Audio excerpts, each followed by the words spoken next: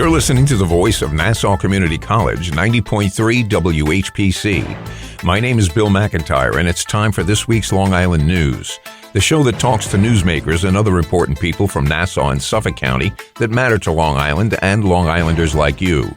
So each week we'll have a conversation about issues that affect all of us. I live on Long Island just like you, and I want to know more about the people making the big decisions that affect all of us. Well, this week is the first of a two-part episode focusing on the special election to fill the now vacant congressional seat in New York's 3rd District, which is, of course, as a result of the expulsion of George Santos. The special election is being held Tuesday, February 13th, in the 3rd District only, which covers Nassau County and into far northeastern Queens. The candidate on the Republican ticket is Nassau County legislator Pilip, who has agreed to appear on this show in about 2 weeks. And the Democratic ticket is being represented by Tom Suozzi, who is our special guest today. Well, Mr. Suozzi, as you may remember, held this seat until 2022, when he gave it up to run for governor of New York. He has also held positions including Nassau County Executive and the mayor of Glen, Cove. Well, welcome back to this week's Long Island News, Mr. Suozzi. How are you? Hey, Bill, thanks so much for having me on the show. And I'll believe it when I hear it that she comes on the show, because she hasn't shown up for any debates or any other interviews. We just wanted to make mention of that. That's in any event. So first off, what's your opinion of where we are now? So much has happened since you left Congress. I don't know where to begin, but it could be with the many votes to elect 2 speakers of the House. It could be with the vote to expel George Santos. But tell me your thoughts on the state of the federal government right now.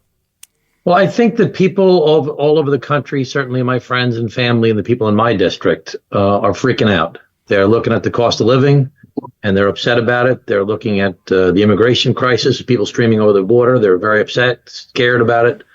They're worried about the climate. You know, we have these rainstorms, and it turns out everything floods, and we see the South Shore beaches eroding, and we see we had that smoke this summer from Canada, and we're like, what?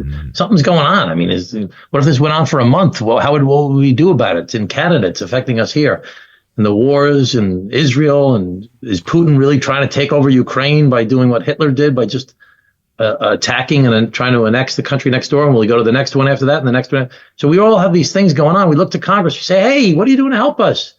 And, we're kicking out the speaker, and we can't do a budget, and we're threatening to shut the government down again. And by the way, we refuse to negotiate on immigration. The President Trump has said that he doesn't want us to negotiate on immigration, even though everybody made it the big issue that it is. It's the best chance to solve the problem in 35 years, because the Democrats are so anxious to address this problem, both politically and governmentally, but they also want to tie it to Israel and Ukraine. So they're really ready to make concessions. And the Republicans say, no, we don't want to negotiate. I mean, that's what's wrong with our country, is everybody's just attacking each other, playing these political games, using sound bites, and trying to address very complicated issues through attacks. And you cannot solve a complicated problem in an environment of fear and anger. You need people to sit down and negotiate and try to find common ground on all of these issues. I wrote an op-ed piece with Peter King as to how to resolve the immigration crisis. I've worked on bipartisan legislation when I was vice chair of the Problem Solvers Caucus, 25 Democrats, 25 Republicans. So, I helped to pass the SALT, reinstate the SALT deduction 3 times through Congress. These guys on Long Island are saying, we don't like the SALT cap. We want to get the SALT deduction back. But they haven't passed anything. So anyway, there's a million things going on. But people got to stop fighting with each other, stop attacking each other, work together to find common ground to solve the problems we face. Excellent. Well, now I happen to live in the 3rd District, and I've been getting plenty of mail from both campaigns. I thought it would be best to tackle the issues that you're both raising the voters. First up, again, border security. Now, your mailers show you with Republican Peter King from a past event working side by side. But Mr. King has spoken out. He's endorsed Ms. Pilip. So now we know border security and Mr. King. Give us your thoughts. Well, I don't expect Peter King to endorse me. I'm a Democrat. He's a Republican. Right. He's doing what he's got to do. But that's the whole point. I'll work with anybody, whether they're Democrat or Republican, progressive or conservative or moderate. I'll work with anybody if you want to try and solve the problems that people face. That's what our country needs. They need people to look past the party labels, look past the attacks, and try and get things done. The only reason we got an infrastructure deal done in America was because we had bipartisan support. It's the first time in 40 years we cut a deal like that. Right. And that's because the group I was part of, the Problem Solvers Caucus, helped to negotiate that framework. Mm-hmm. So as far as immigration goes, I don't want to go too much into the weeds, but the Senate, Democrats and Republicans are negotiating a deal. They're working across party lines to find a compromise. The president says, I'll compromise, I'll give, because I want to get this deal done and I want to fund Ukraine. He's really worried about Ukraine and worried about Israel. And so he said, I'll do it. I'll make concessions. That was all going along swimmingly. Speaker Johnson came out from the House and said, I want to wait until President Trump is elected, which kind of screwed up the deal a little bit. And let's say he's right. Let's say Trump wins. Let's say the Republicans win the majority of the House. Let's say they win the majority of the Senate. Under the rosiest scenario that the Republicans paint, they won't get 60 votes in the Senate. So no matter what, to get 60 votes in the Senate in order to pass a bill, you got to negotiate with the Democrats. Right. So why not do it now when everybody's paying attention? Why everybody's focused on fixing it? You say you win all the races. Fix it more later if you want to. It just seems like they just don't want to give Biden a win. That's all. That's exactly what they came out and said that. Mitt Romney came out and said the fact that the president is doing this is appalling. Mm-hmm. He's a Republican. He says it's appalling. James Langford, who's trying to negotiate this, Republican from Oklahoma, says this doesn't make sense. We should be doing a deal right now. I know James Langford. He's the Republican in the Senate. I know Chris Murphy, who's the Democrat in the Senate. He plays on the baseball team with me. He's the catcher. And so these guys want to make a deal. Mitch McConnell even wants to make a deal, and he doesn't support anything. Yeah, right. But they all want to get something done, except Trump is trying to say, don't make a deal. We don't want to give Biden the win. That's what's wrong with America. Yeah. That's what's happening. Mm-hmm. People playing politics instead of actually trying to solve the problems. Yeah, government's a stalemate. Yeah. Now, the other thing I have on my list here, the Republican mailers accuse you of turning Nassau County into a sanctuary for illegal immigrants. And they say that you block police from enforcing immigration laws and more. Well, speak to it. So that's complete lies. Mm-hmm. When I was Nassau County executive, I helped reduce the crime rate to the lowest crime rate in the United States of America for any community over 500,000 people. There was an incident in 2007 when I was county executive. This is how desperate they are. They want to go back to 2007, where ICE came and did a raid. They had 96 warrants. They only had 6 proper addresses. So 90 addresses. They broke down the doors, came in with shotguns and rifles and wearing cowboy hats from people all over the country, the enforcement agents, breaking down people's doors. They pulled their guns on 2 Nassau County police officers. And my police commissioner at the time, Larry Mulvey, said, Mr. County Executive, we can't work with these guys. They won't cooperate with us. They won't share information with us. And they're coming here like a bunch of cowboys. We can't work with them. So he said, we can work with the FBI. We can work with other groups. We can't work with these guys. So I supported my police commissioner. And I said, you guys can't come with us anymore. I sent a letter to Michael Chertoff, who was the head of ICE at the time, Homeland Security. Mm-hmm. And in Congress, I was one of only 18 Democrats. And I have a commercial out about it now. I'm on Fox News, and Fox News is praising me because I'm one of only 18 Democrats that voted in favor of supporting ICE. If you remember back, there were a bunch of far left people saying we should abolish ICE. Right. And that was like the far right was saying we should abolish the IRS. Well, both ideas are stupid. We're not going to abolish ICE. We're not going to abolish the IRS. So there was a bill that the Republicans put on the floor saying, do you support ICE or not?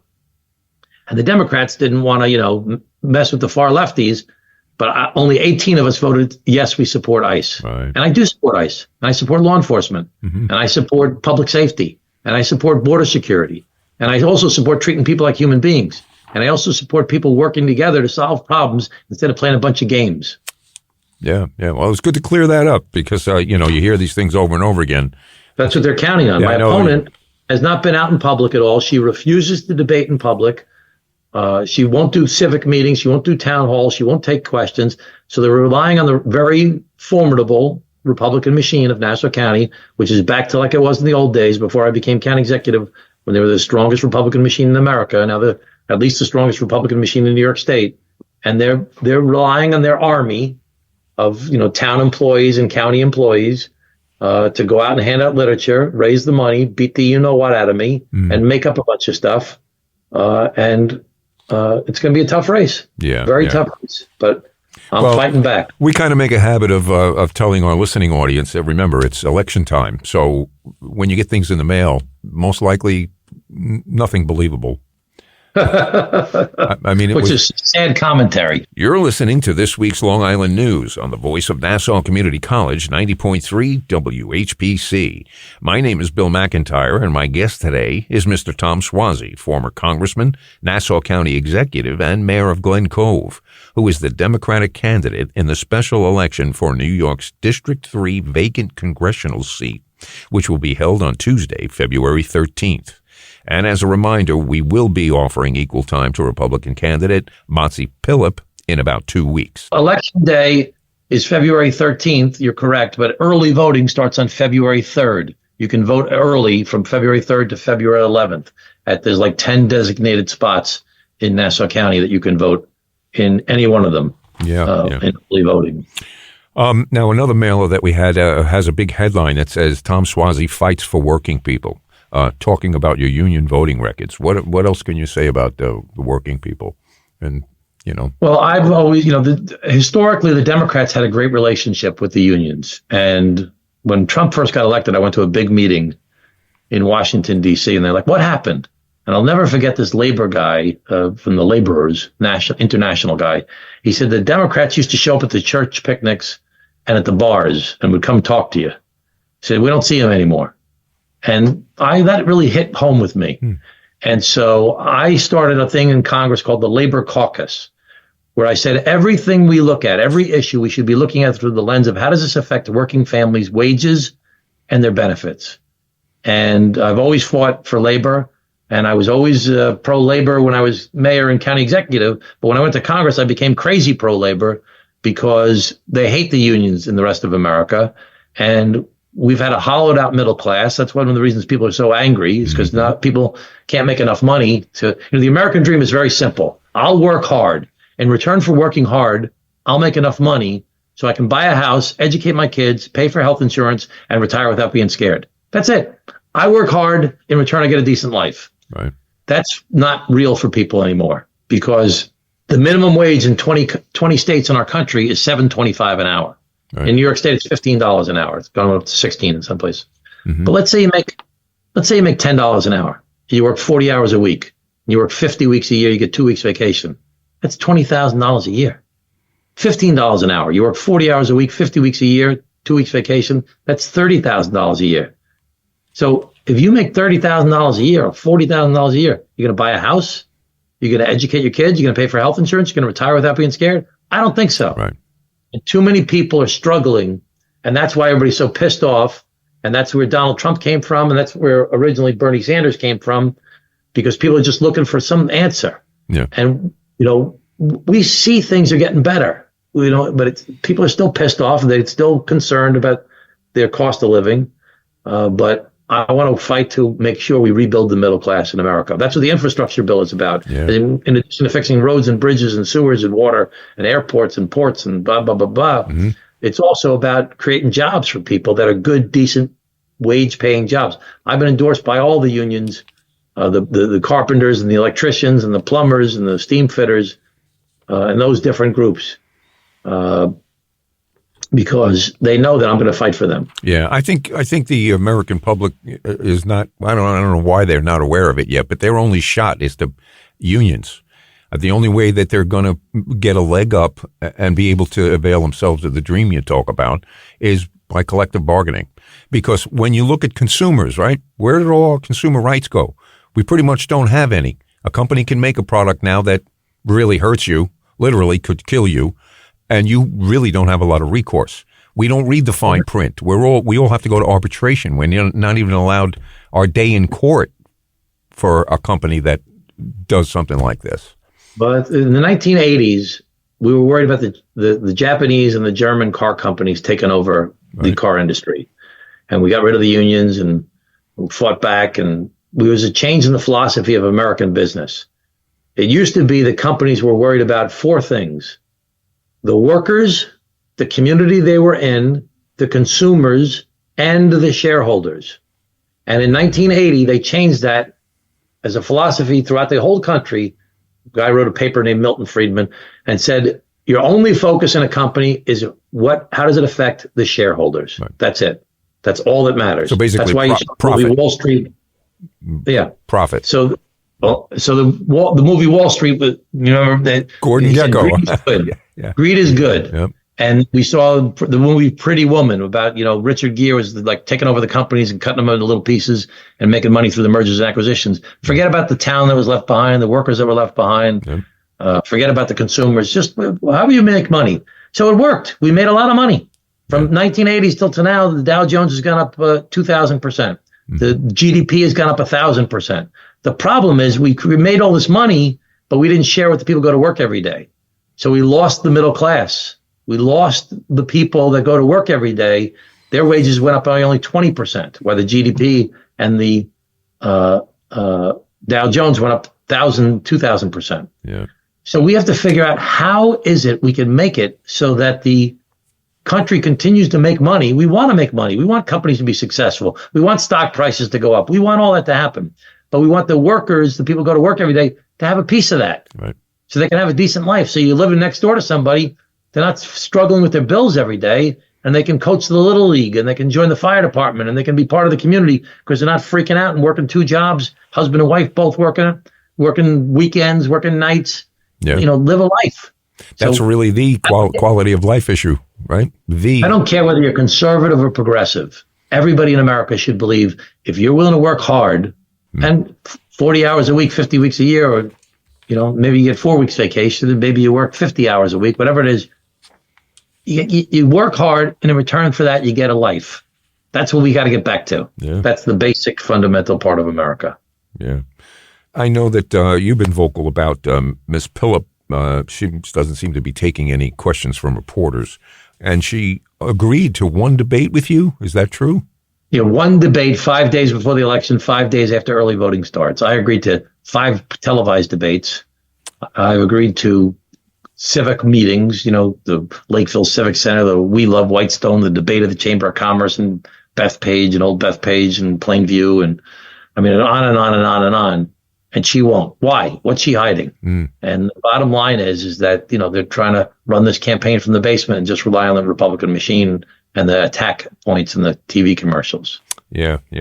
I don't know. What would you think? Look, I'm going to talk about the optics. It looks to me like there's a group in Congress that is more interested in sinking democracy so that they can turn around and say, see, the system doesn't work. We need something else. Well, certainly our strategic adversaries believe that. That's what Russia wants. That's what China wants. Chinese Communist Party wants. They want to sink us. I don't know that anybody's actively doing that in America, but that's the net effect of what's happening of everybody just attacking each other. Right. We see the people in the primaries just pandering to their far left or far right bases. We see the social media. Those people get the most likes if they say stuff that's extreme on the far left or the far right. Cable news. Only 4 million people watch those shows or less, 4 million or less. There's 330 million people in America, but they're always pushing extreme agendas. Yep. And then our foreign adversaries take our social media and our freedom of the press, and they promote fights. Sure. Whatever we're fighting on, they blow it up bigger. Black Lives Matter versus Blue Lives Matter. Israel versus Palestine.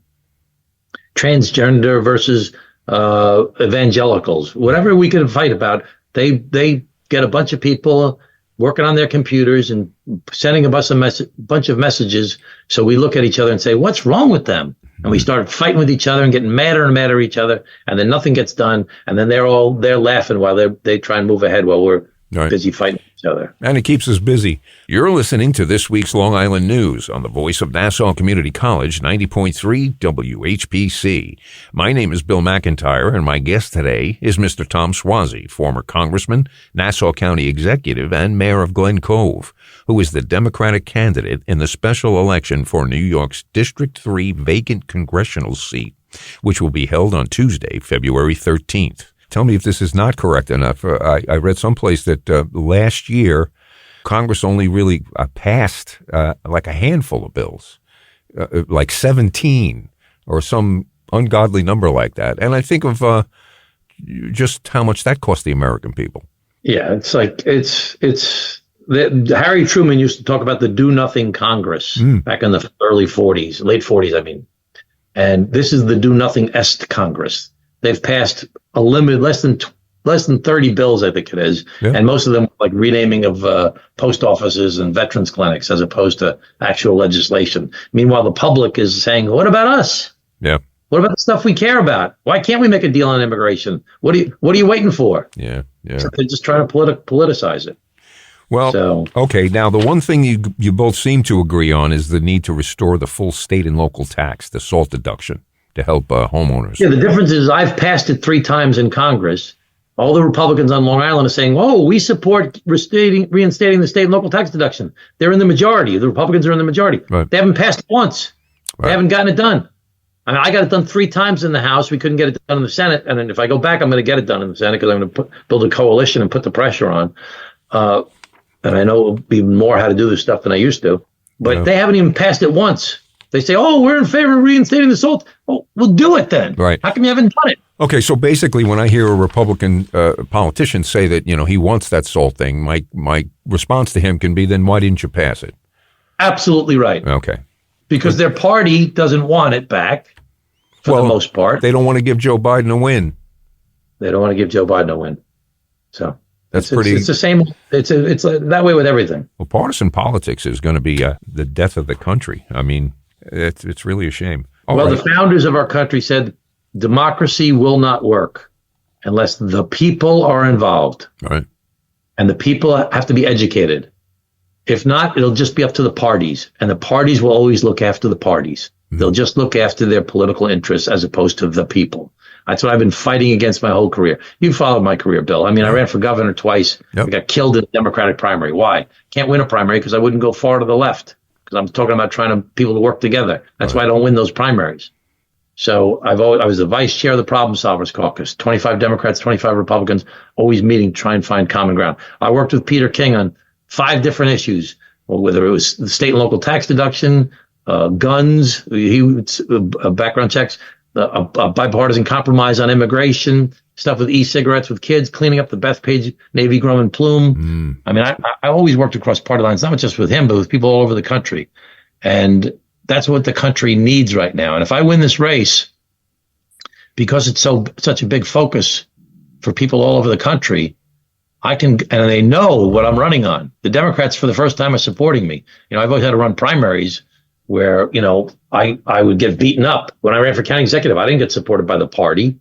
My opponent got supported by everybody. I got supported by my mother and my wife and the Carpenters. And when I ran for Congress, I didn't get supported by my predecessor, Steve Israel. And when I ran for governor, I certainly didn't get supported by anybody. Okay. So I've always had to fight my way. This is the first time they're supporting me because my message is the message people want to hear right now, which is let's work for the people.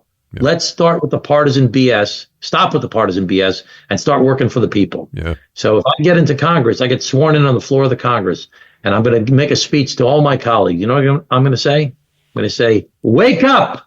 The people never like Congress, and they really don't like you right now because you're not doing anything to help the people. Stop with the finger pointing, the petty partisan bickering, and start getting stuff done. You care about immigration? Fix the immigration problem. You care about climate change? Fix the climate. You care about affordability? Fix the affordability. Get us a state and local tax deduction. Reduce prescription drug prices. Make it so that people can afford their health insurance. Stop with the BS. Yeah. It's wild to think, too. I having a discussion with somebody yesterday about Medicare. And just on the surface of it, I thought, Medicare is supposed to be a plan for old people. But it doesn't include things like glasses and hearing aids. Who would use those things? Well, old people. Old people. Well, yeah. The bills like that have been looked at in the past. It's incredibly expensive to fix it. People are trying to push to get something like that done, but there's just no money there. That's the problem. We have a major money problem in our country right now. We have way too much debt. We need to rework how we do this. And the debt is because, number one, they reduced the taxes under Trump on the wealthiest people in America. They reduced it from 39.6% to 37%. They reduced the corporate rate, and I'm all for reducing the corporate rate to make us more competitive. But instead of going down to like 24%, they put it down to 20%. And nobody was even looking for it to go down to 20%. Not even the chambers of commerce, the national ones. Well, yeah. We got to be smarter in how we spend money. We got to figure out how to be more responsible. Well, I think corporations need to start spending money on research and development, and we need to make a plan that makes those things tax deductible as opposed to buying back your own stock to make your fiscal sheet look better. Absolutely right. That's not a plus in spending money, and then to complain that we have no money. No, of course you don't. You spent it all getting your own stuff back. It's getting ridiculous. It's a shell game, and I think that these people don't realize it's pretty transparent. The same as us looking at Congress and seeing that they're doing nothing. And these guys are getting paid $175,000 a year each, and there's 100 of them.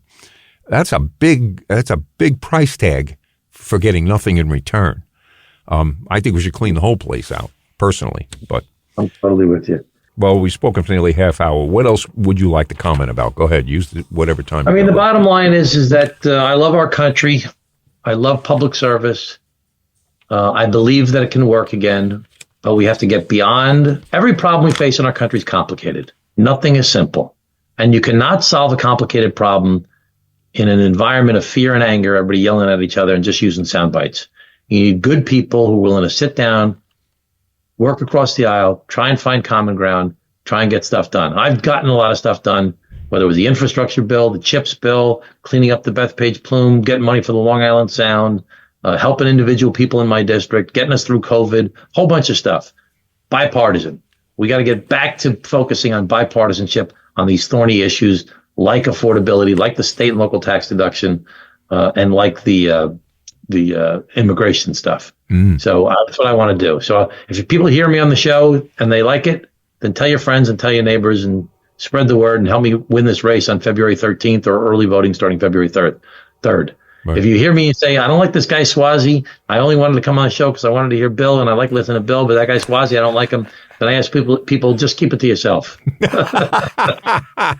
right, buddy, I got to go. All righty, and thank you so much for spending the time. We really appreciate it. And hey, thanks, good luck. Bill. We'll talk to you soon, okay? Thanks, man. My guest today has been Tom Suozzi, Democratic candidate in the special election for New York's District 3 vacant congressional seat, which will be held on Tuesday, February 13th. And just as a reminder, we're scheduled equal time to Republican candidate Mazi Pilip in about 2 weeks. The clock on the wall says it's time for this week's Long Island News to get on out of here. I'm Bill McIntyre. Remember, you can listen to us by searching for this week's Long Island News wherever you listen to podcasts.